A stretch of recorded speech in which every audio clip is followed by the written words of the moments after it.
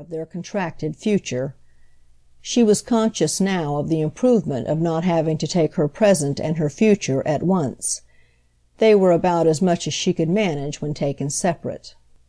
She had, none the less, to give her mind steadily to what Mr. Mudge had again written her about, the idea of her applying for a transfer to an office quite similar—she couldn't yet hope for a place in a bigger—under the very roof where he was foreman, so that dangled before her every minute of the day he should see her, as he called it, hourly, and in a part, the far northwest district, where with her mother she would save on their 2 rooms alone nearly 3 shillings.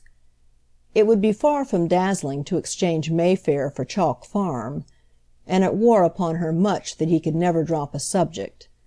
Still it didn't wear as things had worn, the worries of the early times of their great misery, her own, her mother's and her elder sister's, the last of whom had succumbed to all but absolute want when, as conscious and incredulous ladies, suddenly bereft, betrayed, overwhelmed, they had slipped faster and faster down the steep slope at the bottom of which she alone had rebounded.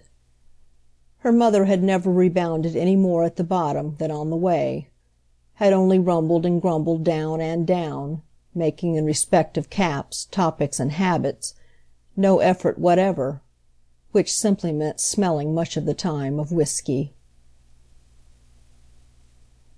End of Chapter 1.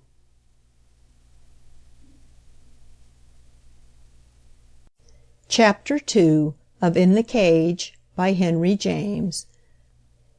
It was always rather quiet at Cocker's while the contingent from Ladles and Thrupp's and all the other great places were at luncheon, or, as the young men used vulgarly to say, while the animals were feeding. She had 40 minutes in advance of this to go home for her own dinner, and when she came back and one of the young men took his turn there was often half an hour during which she could pull out a bit of work or a book from the place where she borrowed novels, very greasy, in fine print, and all about fine folks, at a halfpenny a day. This sacred pause was one of the numerous ways in which the establishment kept its finger on the pulse of fashion and fell into the rhythm of the larger life. It had something to do, one day, with the particular flare of importance of an arriving customer, a lady whose meals were apparently irregular, yet whom she was destined, she afterwards found, not to forget.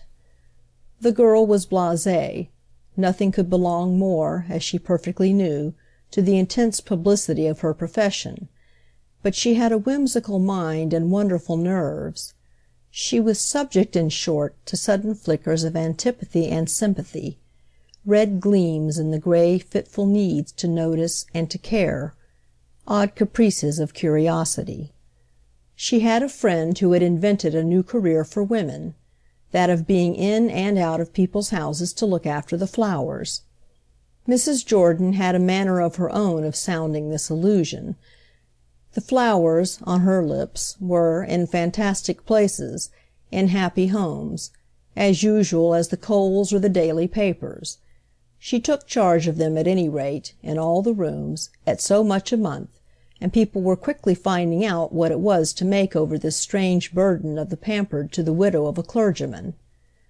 The widow, on her side, dilating on the initiations thus opened up to her, had been splendid to her young friend, over the way she was made free of the greatest houses, the way especially when she did the dinner-tables, set out so often for 20, she felt that a single step more would transform her whole social position.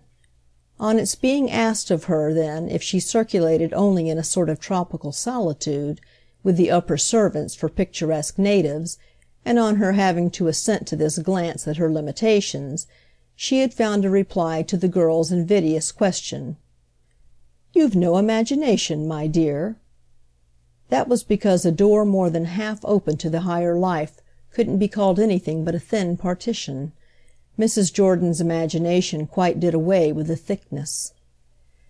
Our young lady had not taken up the charge, had dealt with it good-humouredly, just because she knew so well what to think of it. It was at once one of her most cherished complaints and most secret supports that people didn't